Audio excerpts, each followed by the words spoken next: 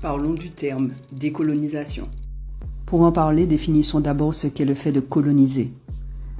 En politique, c'est effectuer une colonisation, occuper et administrer une nation entière. Et la deuxième définition concerne la médecine, et c'est le fait d'envahir.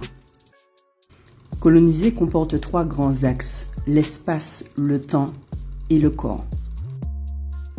Ces trois grands axes se retrouvent dans les fondamentaux de la danse, d'où mon intérêt de faire un lien direct. Pour appuyer mon propos, je prendrai ici comme référence le papillon monarque. Le monarque est connu pour ses migrations annuelles impressionnantes. Chaque automne, des millions de papillons migrent vers le sud, principalement vers le Mexique, pour passer l'hiver. Au printemps, ils retournent vers le nord pour se reproduire. Ce phénomène de migration est unique parmi les papillons et peut couvrir des distances allant jusqu'à 4000 km. Les écailles des ailes du papillon monarque jouent un rôle crucial dans sa migration. Elles servent d'effet de tampon aérodynamique, réduisant le frottement et permettant au papillon de voler sur des distances énormes. Coloniser l'espace. Changer son espace. Investir l'environnement.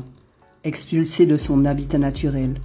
Modifier son architecture initiale ou sa perception de son environnement. C'est comme dévier le papillon monarque de sa trajectoire. Coloniser le temps. Entrer dans une autre temporalité par contrainte. Changer d'habitude, de rituel.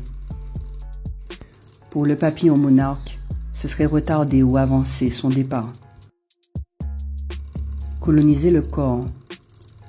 Impacter d'une façon ou d'une autre par empoisonnement, conditionnement, violence. Ça serait comme enlever les écailles du papillon monarque. Les conséquences? Un impact durable de ces trois axes.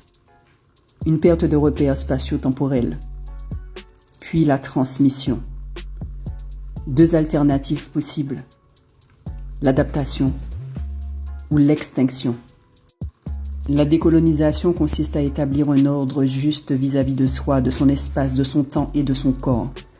Elle vient directement nous interroger sur notre rapport à nos environnements, nos relations, le soin, le temps, l'espace proche et lointain. La décolonisation ne concerne pas uniquement le colonisé, mais aussi le colonisateur qui doit revoir ses limites spatio-temporelles.